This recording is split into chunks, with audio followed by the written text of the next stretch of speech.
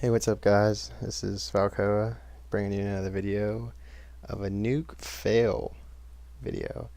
And you'll see why at the end why it's a fail, but I consider it not a fail, but we'll see what you guys think.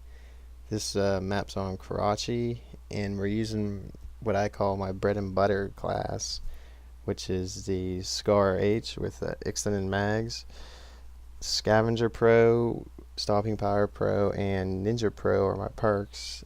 And I'm using claymores and stun grenades. I switched from stun grenades to flash grenades after flash grenades because I found out that the animation of getting the stun grenade off actually is faster. And a few times or instances whenever I've thrown a stun grenade and it's bounced back and hit me, I found out that it's not as bad as the flash grenade, but if you throw two off pretty fast to an enemy, there's no way he's gonna be able to see you or be able to move or anything. Even if you can stun him twice and throw Semtex if you want, and that's seems to be pretty successful too. But I'm playing this whole video because even at the beginning, I start out really bad, and I'm just trying to show that you can start a match out bad and still succeed in the end, as you'll see. Because I have my kill streaks as Harrier, Chopper Gunner, and Nuke. Right there is just embarrassing. But so I think my kill death right now is like 2 kills and 4 or 5 deaths, and just started this game out really bad. And I never thought that I'd be able to reach a nuke after this, so I was like, well, you know what, might as well just keep playing and recording and see what happens. I might get like a triple kill or something. I might want to put in a montage later. But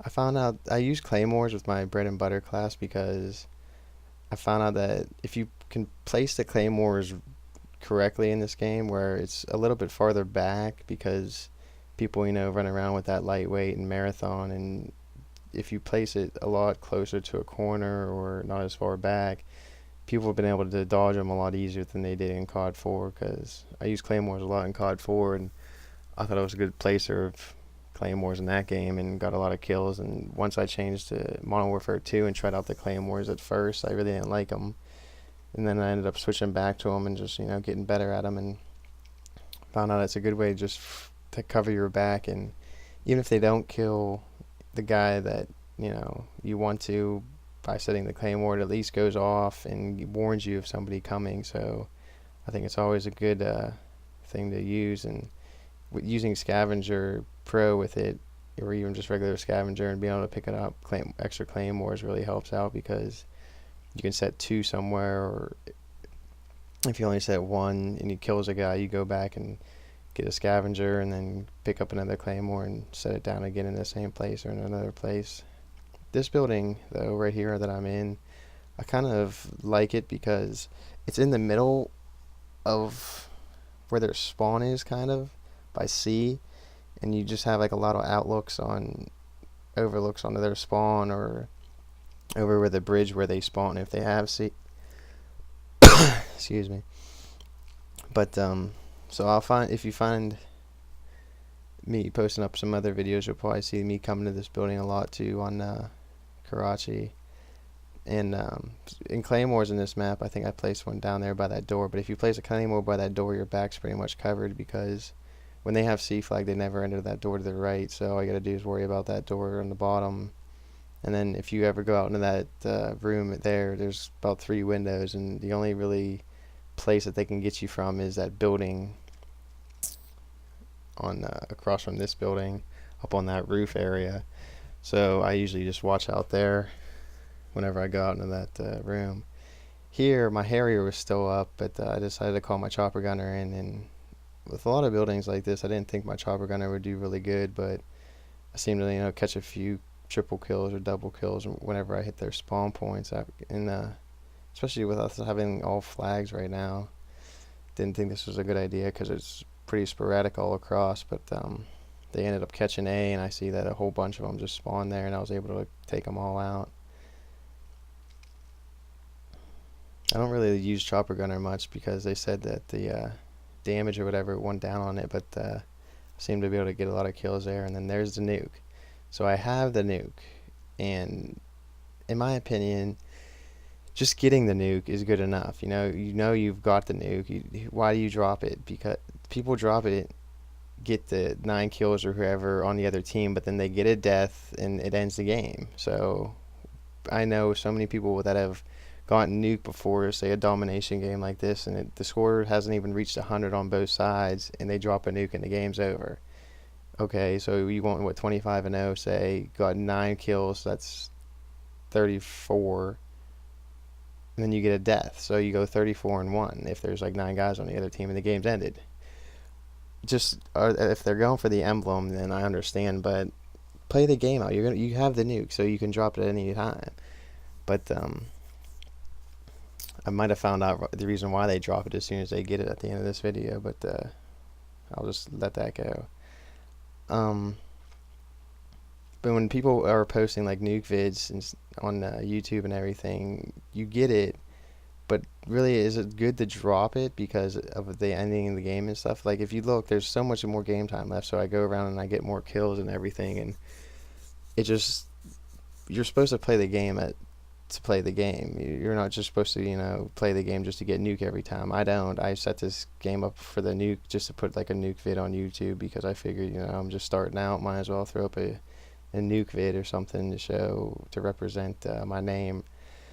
So this was actually, I think, either the first or second match that I had the nuke as my kill streak, and it just so happened I was able to get it on my second match. But like, I'm not saying I can get it every time if I wanted to, but it seems like every time that I do post it up, I'm able to get it. And it's just the fact that I don't play for the nuke, I play for killing people. As you see in most of my videos so far, you don't see me running around trying to capture flags on ground war because you're playing against 9 other people and it's hard to capture flags by yourself. So I don't go around capturing flags. I play ground war to go out and there's a lot more people to kill with larger maps. So I'm going to go around and kill people instead of worrying about flag capturing and points. If we have no flags or something, and then I'm going to try to capture our flag to slow the point system down or whatever, so that the game doesn't end really quickly. You kind of want to keep like the points equal so that the game lasts longer, because there is no time limit. So if nobody goes around and captures flags, then the game will last forever. But people end up not paying attention or capturing a flag, because a lot of people on PS3 and Xbox play for the flags and not really getting kills. So here I am in the building again, and we have, I think, A and B, so they're spawning at C again and not this bridge, and I just like stare at this one point hoping to find people that are spawning there. And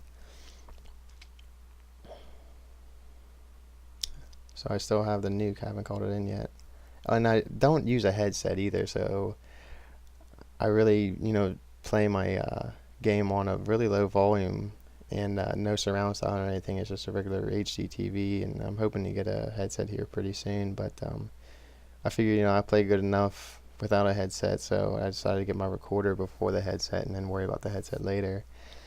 But yeah, I just if I turn around and shoot a guy or something, it's probably not because I heard him, or maybe I saw him shooting. But see, then here I get my chopper gunner. So my thought process is, we're at 180.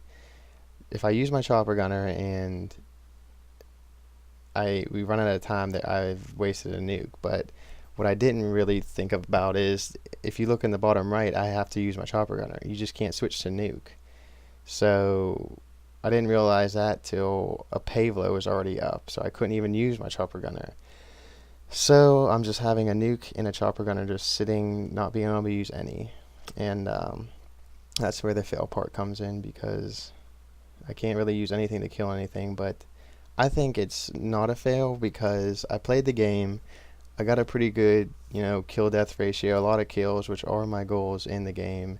I got the nuke, as you can see. It was recorded, and just because I didn't drop it doesn't mean that it should be a fail, in my opinion, because what's the difference? That's an extra 9 kills and a death that I could have gotten, but I ran around the whole game and was able to get those 9 kills probably just without calling it. So just leave a comment, tell me what you think.